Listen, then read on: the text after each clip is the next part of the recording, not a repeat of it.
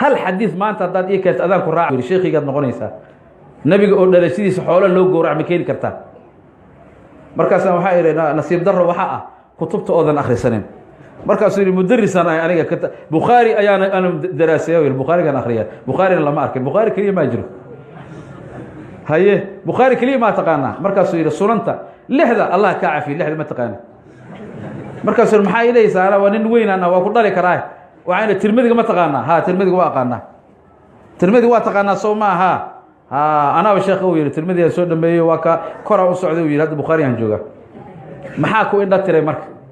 tirmidigay ku qoran tahay nabiga dhalashadiisa gowrac in lagu weyneeyo nabigaana gowrac ku weyneeyey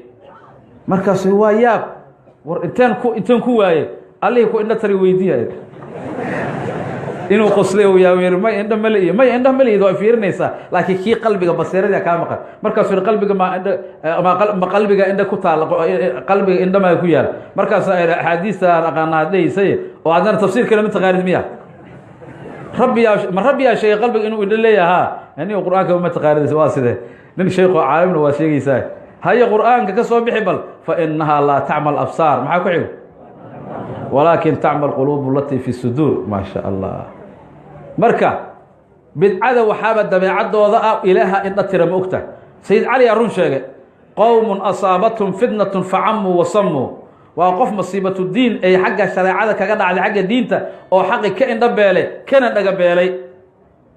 نبينا عليه الصلاة والسلام كتاب كالترمذي كفيري قيبها ugu dambeeyo oo siirada markuu qaadlay tirmidi al-imam Abu Isa Tirmidhi rahimahullahu ta'ala nabiga dhalashadiisa gowracu ku weyneeyay nabiga calayhi salaatu wasalaam markii nabinimada la soo diray 40 kiisa sare oo diintii iyo waxyiga ay u bilaabatay nabiga dhalashadiisa u xafladeeyay gowracu suubiyay sida hadda anaga xoolaha aan gowracayno meel cid la kama inaan soo qaadan waxa noogu sheekha nabigeena Muhammad calayhi salaatu wasalaam asaan uga dayanayna laqad kaana lakum fi rasuulillahi أسوة حسنة نبي عليه الصلاة والسلام دلشديسي عق عن نفسه تلمذي الكفير نفتي سأيو وغلل كسوبي مركز وحو يرى وغلشها إذا ما تعظيمين أو يوم ميلادها وغلش ما بتغير محيطة وغلش عنق قاسا لغو تعظيمين يا دلشديس وحمدي نبي دلشديس كويني ما يتاس وغلل وينين معها نبي واب الله وغلل أيضا نبي وحو سوبي الإمام الترمذي الرواية أصلا عقّك دقي مؤجية نبي تيسا معها جور عاس وغلل معها إيوا تعظيم محاضع الشريعة الإسلام كما أقوله لا تعاد يعني العقيقة لا تعاد مرتين في شريعة نحن هذا وغلش الله بجر مصر نقطه نبي هري الله وغلل أبوي عبد المطلب أو وغلل وأولم وأطعم وسماه محمد هيه وأكرم مثواه العقيقة لا تعاد مرتين وكوارد ما تمدس مدى النبي أوصوبنا محيطا تعظيما ليوم ميلاده صلى الله عليه وسلم وينين يقضل الشذا مالين تير كوا أو هذا احتفال كديدا مشايخ ذو ذيابا أو قلبا أو حفل ذيس أو سنة كورو وحالا إيش شيء قلوين بدن إن احتفال صوبيان ومركا أنك إنه قد ينايان مرحبا ابن تيمية احتفال كأقول هذا وشيخ وين أو شيخ كوين أيسن غبينبا ابن تيمية أقول هذا ابن تيمية ما اسمعوها أحمد بن عبد السلام الحراني احتفال وسوبية كتاب كيس اقتضى صراط المستقيم مخالفة أصحاب الجحيم كفيره فتعظيم المولد واتخاذه موسما قد يفعله بعض الناس ويكون فيه أجر عظيم فتعظيم المولد لا شد النبي محمد صلى الله عليه وسلم أول وينيو واتخاذه موسما وقت الله يشو بله أردن ما أنا بشان لبي طبعا إيو بلو إيو قدال إيو دح قارتات كدكتبه فتعظيم المولد واتخاذه موسم قد يفعله بعض الناس ذاتك قاركود ويسوبيان هيه ويكون فيه أجر عظيم أجر وين أكسوغن شيخ الله يراد وحا كدب قاضي وليبا أو كسي دري شيخ الله يراد ابن الجوزي وحي أنه أمان في ذلك العام سنة كاسودن أي أمانة لغو هلا علماء وحي ألفين كتبت ربضا أو أي كغاها اللايان جواز الاحتفال بمولد الرسول صلى الله عليه وسلم وبجواز وبمشروعيته إنه مشروعي أو لجدي أو دينته كمدي imaamka la yihahdo alimaam alxaafid jalaaluddiin sheekh cabdiraxmaan bin abi bakr suyuuطi wuxuu alifay kitaabka la yidhaahdo isagoo kaga hadlaayo ixtifaalka dhalashada mawlidka nabigeenna moxamed calayhi الsalaatu wasalaam wuxuu alifay kitaab la yidhaahdo xusnu اlmaqsad fii camali اlmawlid qasadka iyo ulajeedada wanaagsan ee laga leeyahay mawlidka suubintiisa xataa ibnu kahiir oo culimmadooda ka mid ah ayaa yacni ka hadlay oo kitaab mawlid uu leeyahay oo ixtifaalka kaga hadlay culummada agsarkooda waxay alifeen ixtifaalka mawlidka jawaaskiisa iyo inuu bannaan yahay waxa nebiga aan ugu xafladaynayno oo dhalashadiisa aan ugu farxayno waa amar ilaahi ilaahana amray qul bifadli illaahi wa biraxmatih fabidaalika falyafraxuu huwa khayru mima yajmacuun fadligii ilaahay iyo raxmadda ilaahay mu'miniinta ku farxeen marxaba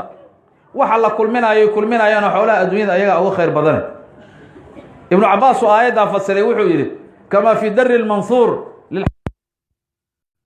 min abi bakr suyuuti tafsiirkiisa ka fiiri fadlu llahi alqur'aan ورحمته سيدنا محمد صلى الله عليه وسلم فضل إلهي وقرآنك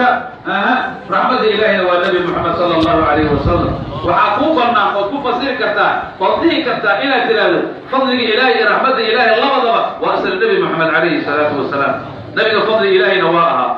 مع دليلا وكان فضل الله عليك عظيما وعلمك ما لم تكن تعلم وكان فضل الله عليك عظيما waxaadan ogeynan ku ogeysiina ugu barnay waxaadan hore u baran ayaan hadda ku barnay haye wakaana fadlullahi calayka cadiima fadl ilaahi waa ahaa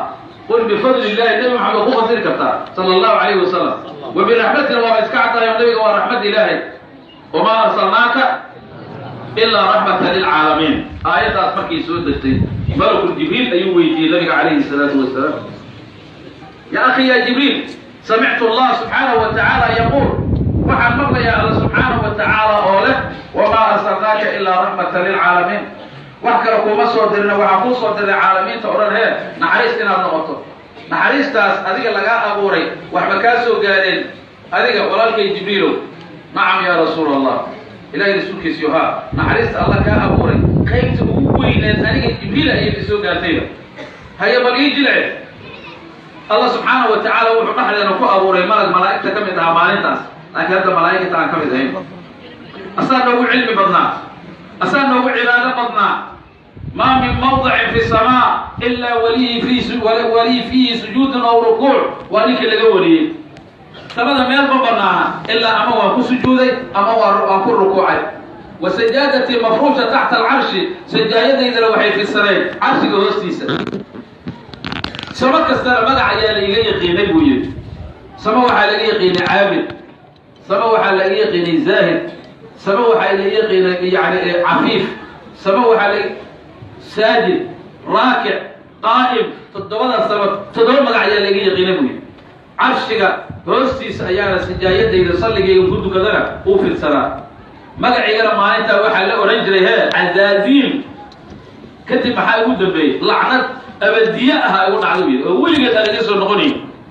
magaciigii quruxda badnaa ee cazaaziil horta waa la tiray waxaa lagu bedelay ibliis calayhi lacnat ullah ibliis magacaasaa la ii bedelay buu yidhi marxaba lacnadda ilahina waa ay daa'im noqotay ilaa markaas arrintii markay dhacday ee ibliis raxmadda ilaahay laga fogeeyo laga eryey samaawaadkii agagaarkiisa loo diiday maxaa dhacay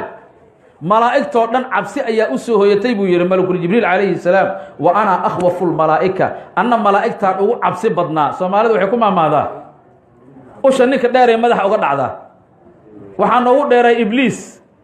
hadduu meesha ka baxay madaxiigaa soo kor noqdo u yidhi maxaa yeelay anaa la ii doorto u yidhi malaa'igta sayidkooda iyo amiirkooda inaan noqdo sayidka malaa'igta walwalkii cabsida qalbigayga gashay rajo la'aanna ma ahayn oo raxmadda ilaahay kama quusan laa taqniduu min raxmat illaah raxmadda ilahay ha ka quusana soo ma ahayn raxmadda ilaahay kama quusan laakiin cabsi iyo welwalaa jiray wixii ku dhacay ibliis oo kale ma kugu dhici doonaan diiwaanka malaa'igta ma lagaa tiri doonaa mise waa badbaadi doontaa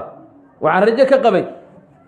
ambiyada ilaahay inaan waxyiga ku soo dejiyo ayaa la ii xil saaray nebi kastaba waxaan islahaa nebigan diintiisa hal aayad lagugu sheegi doonaa adigu aaminaad tahay lagu dhihi doonaa laakiin ma dhicin ilaa adiga lagu soo saaray nebi moxamedu sala allahu calayhi wasalam